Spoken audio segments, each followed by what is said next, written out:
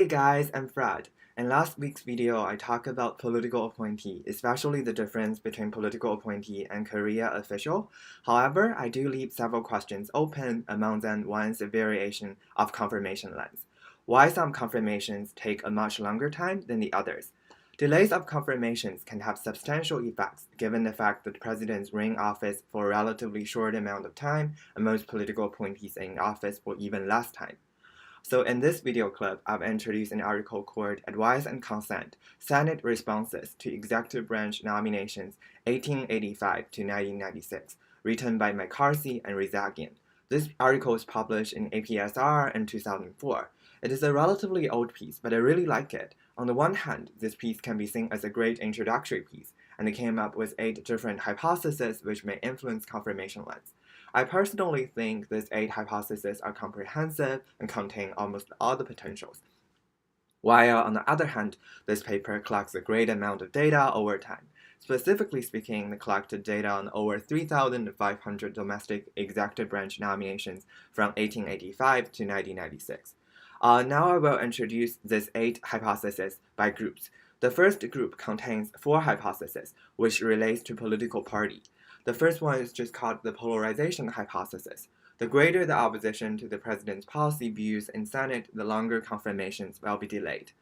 The president could minimize delay by making more moderate appointments, but he or she is unlikely to trade away policy gains to completely concede to his or her opponents.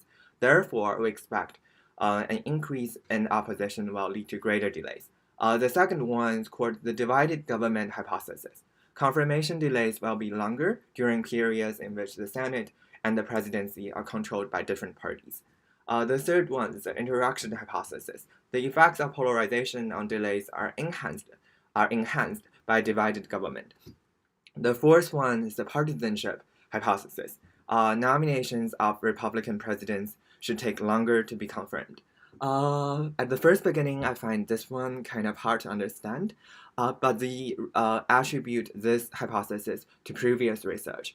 They figure out like previous research find out different parties have different understandings on government. Democrats take a more expansive role of the powers of the national government than has the Republican Party.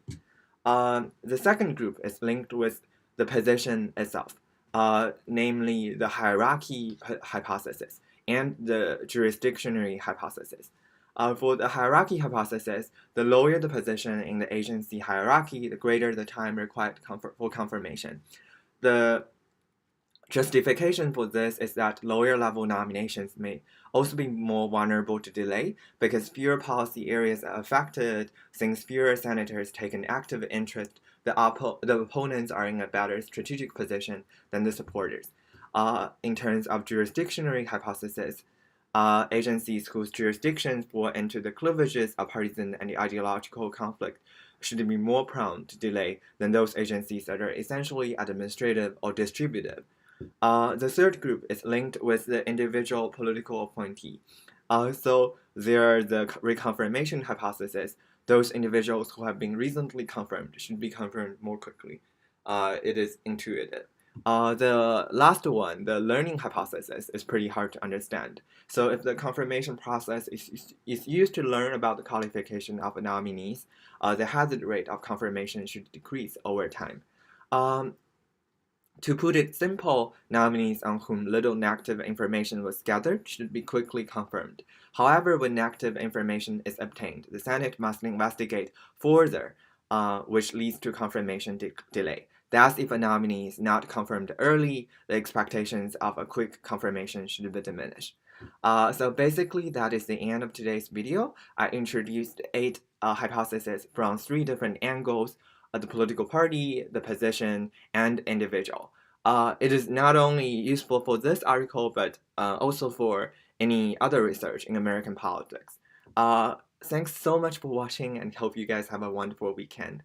See you soon.